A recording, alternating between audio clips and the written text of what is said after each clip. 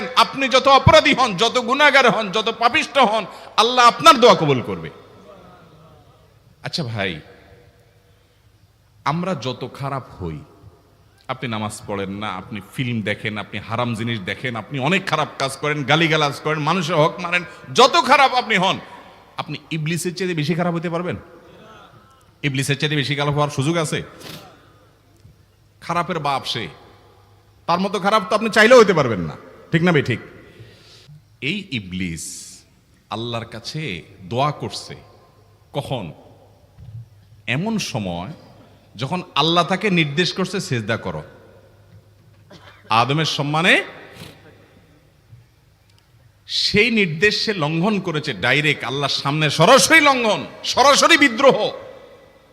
আপনার সামনে আপনার ছেলে, আপনার কর্মচারী, আপনার কাজের লোক ডাইরেক্ট যদি একটা জিনিস বলে পারবো না, কি পরিমাণ মেজাজ আপনার গরম হবে চিন্তা করেন।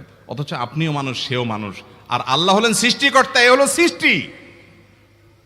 সে যুক্তি দেখায়, খালাকতানি মিন নার ওয়া খালাকতাহু মিন তিন, আমারে আগুন থেকে তৈরি করছেন, তারে মাটি থেকে তৈরি করছেন, আমি কেন তারে সিজদা করব? তর্ক যুক্তি হাজির করে আল্লাহর নির্দেশকে আল্লাহর সামনে লঙ্ঘন করেছে। কত ডেঞ্জারাস সিচুয়েশন বুঝেন, কি পরিমাণ রাগ আল্লাহ রাব্বুল আলামিন হওয়ার কথা। তার তো গুণবাচক নাম শুধু রহমান রহিম না, তার গুণবাচক নাম আছে কি? কাহার, জব্বার। তো আল্লাহ রাব্বুল আলামিনের এই গুণবাচক নামও তো আছে। তিনি হচ্ছে প্রচন্ড রকমের কাহারের অধিকারী। তো আল্লাহর সামনে ডাইরেক্ট তার আদেশকে লঙ্ঘন করেছে, হঠকারিতা দেখিয়েছে, অহংকার করেছে, দম্ভ দেখিয়েছে, এত বড় বেয়াদবি করেছে। ওই টাইমে আল্লাহ তাআলা তো রাগ হওয়ার কথা। ওই রাগের সময়, ওই কঠিন সময় ইবলিস যখন আল্লাহ তাকে বললেন, যাও ফখরুজ মিনহা ফাইন্নাকা রাজিম, জান্নাত থেকে বের হও, তুমি বিতাড়িত, আল্লাহ রাগ হয়ে তাকে জান্নাত থেকে বের করে দিলেন। ভাইরা আমার, এই রকম সময় পর্যন্ত ইবলিস দোয়া করে বসছে। কি দোয়া করছে? রব্বি আনজিরনি ইলা ইয়াউমি ইউবআসুন, আল্লাহ আমাকে সুযোগ দেন, কিয়ামত পর্যন্ত হায়াতটা দেন আমারে। দোয়া করে বসছে। কিন্তু আল্লাহ তাআলা কি করছেন? আল্লাহ বলছেন, তো বড় সাহস তোর বেটা, মাত্র সিজদা করতে বলছেন করলি না, কমবখত, আবার দোয়া করস? আল্লাহ সেটা বলেন নাই। আল্লাহ কি করছেন? ইন্নাকা মিনাল মুনজারিন, যাও তোমাকে সুযোগ দেয়া হলো। সুবহানাল্লাহ।